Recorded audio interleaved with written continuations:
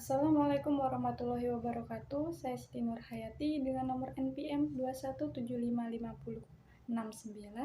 Di sini saya akan memaparkan materi mengenai pengantar industri perkebunan kelapa sawit.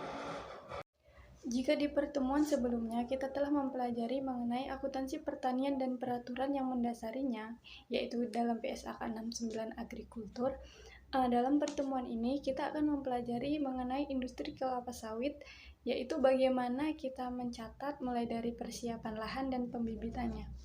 Seperti yang kita ketahui bahwa industri kelapa sawit ini adalah industri yang cukup berkembang pesat di Indonesia. Di sini terdapat struktur organisasi perkebunan.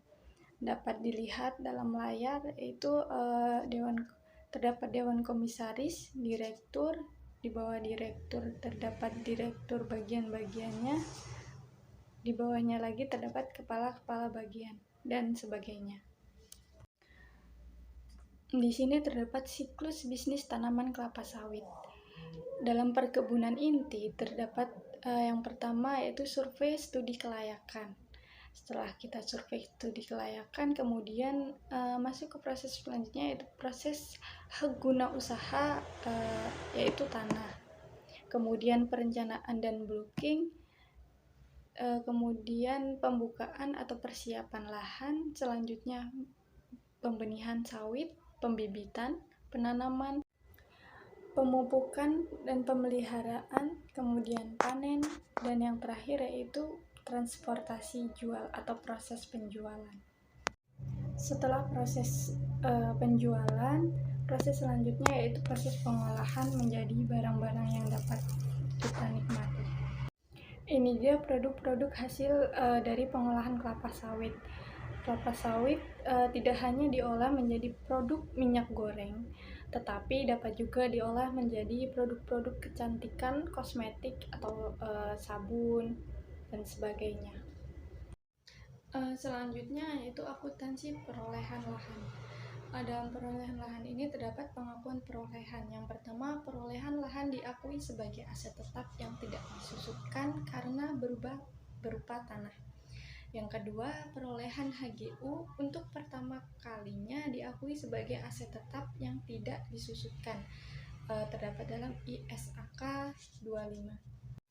Yaitu misalnya kita mendapatkan hak guna usaha dari pemerintah sebesar 100 juta, maka dicatat dengan jurnalnya yaitu tanah hak guna usaha pada kas. Tanah hak guna usaha di sini termasuk aset tidak lancar atau aset tetap. Yang ketiga yaitu perpanjangan HGU atau hak guna usaha, yaitu jika harga perolehan diakui sebagai beban ditangguhkan yang diamortisasi sepanjang masa manfaat. Setelah adanya perpanjangan hak guna usaha ini, maka perlakuannya yaitu sebagai beban ditangguhkan diamortisasi sepanjang masa manfaat. Pencatatannya yaitu dalam jurnalnya yaitu hak guna usaha perpanjangan pada kas. Dan setiap akhir tahun ini harus disesuaikan sebagai beban atau dapat dicatat beban harga hak guna usaha pada hak guna usaha perpanjangan. Kemudian pengukuran perolehan. Pengukuran perolehan ini yaitu lahan diukur sebesar harga perolehannya. Selain pengukuran perolehan, terdapat juga pengukuran setelah perolehan. Pengukuran setelah perolehan lahan ini terdapat dua model, yaitu cost model dan revaluasi model. Cost model bahwa aset tetap berupa tanah diakui sebesar harga perolehannya dan diturunkan sebesar nilai inferennya, yaitu atau nilai penurunan nilainya. Yang selanjutnya yaitu penyajian dan pengungkapan. Yang pertama, lahan atau tanah disajikan di laporan posisi keuangan sebagai aset tetap. Dan yang kedua yaitu tanah diungkapkan tentang kebijakan akuntansinya dan perincian saldonya terkait dengan saldo awal, penambahan, reklasifikasi, pengurangan, dan saldo akhir. Selanjutnya yaitu akuntansi pembibitan. Yang pertama, bibit sawit dapat diperoleh dengan cara membeli persediaan bibit sawit ataupun melakukan penangkaran sendiri. Jika membeli bibit sawit, maka kita akan membeli bibit sawit yang masih kecil dan selanjutnya kita tanam. Jika melakukan penangkaran sendiri, kita akan membibit sawit dengan menanam sendiri dari biji, kemudian akan tumbuh kecambah bibit sawit. Kemudian untuk bibit yang ditangkar sendiri merupakan aset biologis. Dan selanjutnya perlakuan praktis dan perlakuan standar. Perlakuan praktis yaitu perlakuan yang umum diterapkan dalam perusahaan. Sedangkan perlakuan standar merupakan perlakuan pencatatan yang mengacu pada PSAK 69 yaitu agrikultur.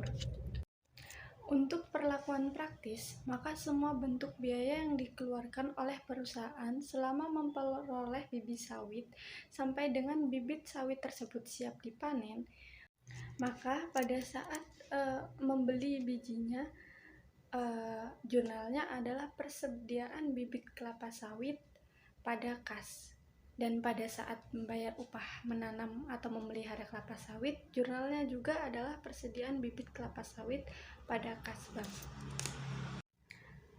Dari hasil proses pencatatan tersebut, maka kita dapat memperoleh bibit sawit setiap batangnya. Contohnya, dalam lahan pembibitan kelapa sawit yang telah berumur 10 bulan dan sudah mengeluarkan biaya sebesar 15 juta, dari bibit yang dihasilkan 1000 batang, maka dapat dihitung per batangnya adalah 15.000, yaitu 15 juta dibagi 1000, dan nilai itulah yang akan dicatat. Jika berdasarkan perlakuan standar, maka semua biaya yang dikeluarkan pada saat pembibitan itu dicatat sebagai beban pada tahun berjalan. Misalnya membeli bibit, maka jurnalnya adalah beban bibit pada kas. Dan jika membayar upah, maka jurnalnya adalah beban upah pada kas. Tetapi pada saat tanaman tersebut sudah siap tanam, jurnalnya menjadi persediaan bibit pada pendapatan yang belum direalisasi. Dihitung dari sebesar nilai wajarnya tanpa memperhitungkan besarnya biaya yang dikeluarkan. Di sini terdapat studi kasus, yaitu biaya yang timbul pada tahap pembibitan, antara lain biaya pembibitan, biaya pembelian bibit, biaya pembelian perlengkapan seperti pembelian polybag, pembelian pasir, yang ketiga biaya pendirian bangunan pembibitan seperti pembelian baja ringan dan pembelian paranet, yang keempat biaya pembelian persediaan yaitu pembelian pupuk, yang kelima biaya upah untuk pekerja yang bertugas dalam hal penyiraman, pengendalian gulma dan pengendalian hama, dan yang selanjutnya pembelian peralatan seperti bambu untuk pengajiran, yang ketujuh biaya pengendalian seperti pengendalian fungisida, furudin untuk pengendalian jamur, hiprisida untuk pengendalian gulma, dan insektisida untuk pengendalian hama. Yang terakhir adalah biaya listrik dan air untuk pengeluaran listrik dan air tahap pembibitan. Dan ini adalah jurnal untuk perlakuan standar. Yang pertama tadi yaitu membeli benih kelapa sawit 1 hektar dengan jarak 9 meter kali 9 meter sebanyak 150 biji kecambah, 7.000 dengan harga 7.000 per kecambah. Jurnalnya yaitu beban pembibitan kecambah pada kas. Yang kedua, membeli polybag kecil sebanyak 3 kilo dengan harga 20.000 per kilo. Beban jurnal yang akan dicatat yaitu beban perlengkapan pada kas. Dan membeli fungisida furudin untuk pembibitan sebanyak 1 rit dengan harga 120.000, jurnalnya yaitu beban pengendalian jamur pembibitan pada kas. Yang keempat,